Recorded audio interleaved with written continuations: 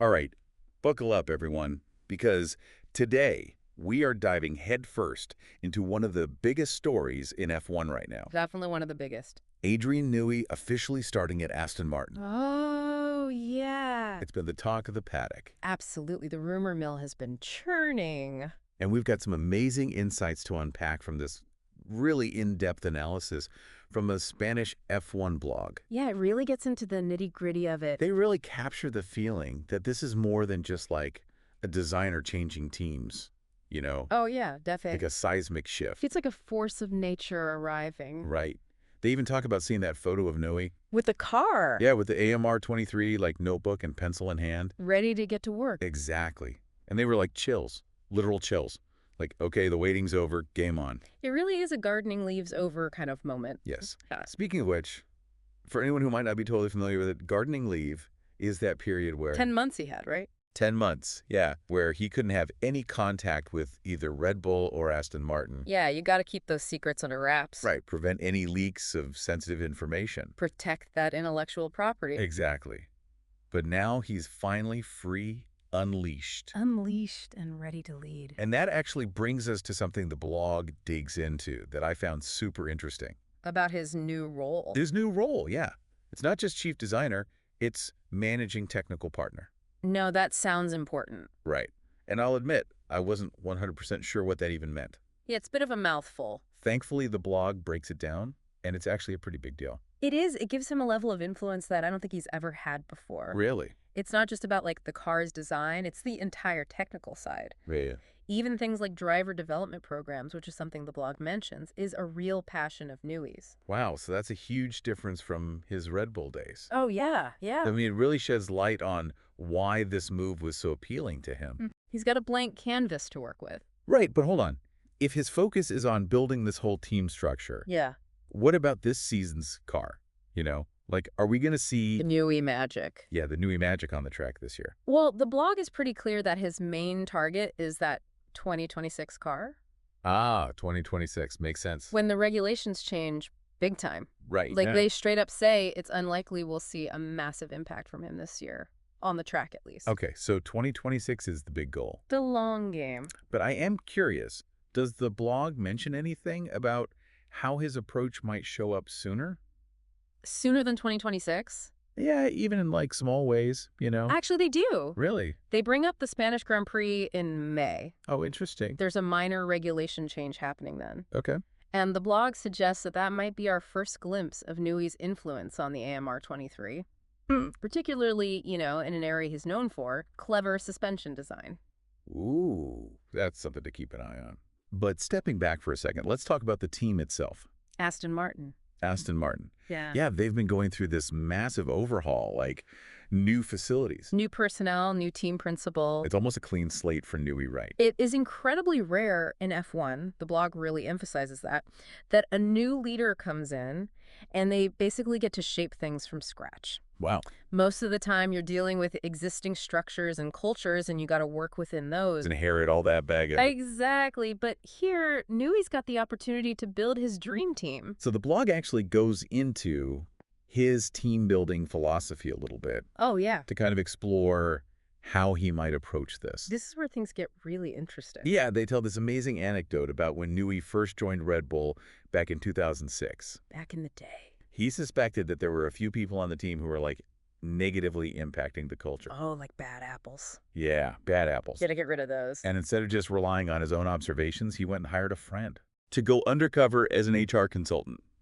No way. Like a secret agent? I know, right? Wow. Imagine that, a secret observer embedded in the team, just to kind of assess the dynamics and identify those bad apples. That is incredible. It's like something out of a spy movie. Right. It shows how seriously he takes team dynamics. Oh, absolutely. But I'm dying to know what happened next. Did he actually find these bad apples? Yeah. And what did he do about them? Right. Spill the tea. Okay, so the blog doesn't get into specifics. Oh, come on. I know.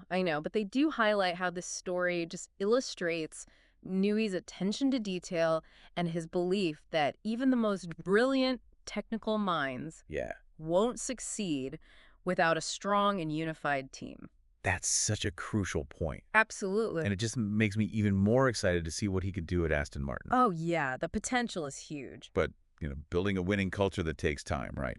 That's the traditional thinking in F1. Yeah, it's like a slow burn. Right. Yeah. But the blog points out that Newey himself has said that the 5-year plan, so common in the sport, Oh, yeah, everyone's got a 5-year plan. doesn't apply here. He thinks they can make much faster progress. Really? Especially with the investment Aston Martin has made in new infrastructure. They've got that amazing new wind tunnel, the simulator. Oh, yeah, they've really gone all out. Yeah, state-of-the-art stuff. So we've got long-term goals for 2026. For sure. Maybe some hints of his approach emerging sooner. Little glimpses here and there. And a team undergoing a complete transformation under his leadership. It's like watching history in the making. This is getting really exciting. I'm hooked.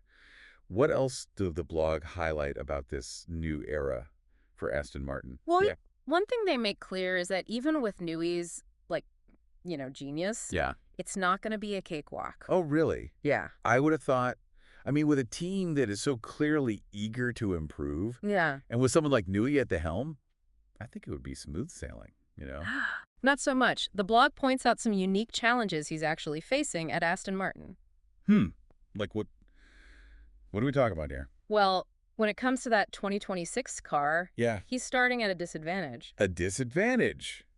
How so? By the time his gardening leave ended, Right. other teams had already been working on their 2026 concepts for 3 months. So he's playing catch-up. Yeah, even though the final regulations aren't even out till next year. So it's not just about building a team and shaping a design philosophy. It's a whole other layer. He's got to get up to speed with where the competition is at. Exactly. And remember, these 2026 cars, they're going to be radically different. Oh, yeah, new engine regs. Aerodynamic concepts, it's a whole new ballgame. Even for someone like Newey. Yeah. Makes you wonder, will his legendary design approach even transfer smoothly to this new era? That's a big question. The blog also mentioned something about an Aston Martin style. Oh, right.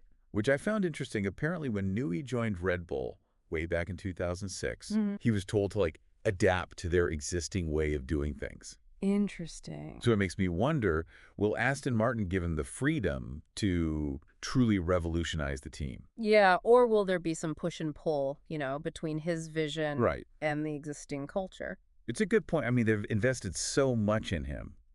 You'd think they'd just hand him the reins. Yeah, you'd think so. But like you said, there's already an Aston Martin style in place. It's going to be interesting to see how that dynamic plays out. Oh, for sure, especially with Lawrence Stroll. Right, the owner. Yeah, who is known to be, very ambitious and hands-on. Definitely. The blog even speculates that there could be some, shall we say, interesting conversations Oh, I bet. happening behind closed doors. Behind closed doors. Okay, so we've got this potentially tricky timeline, Yeah. a possible clash of cultures, Uh-huh.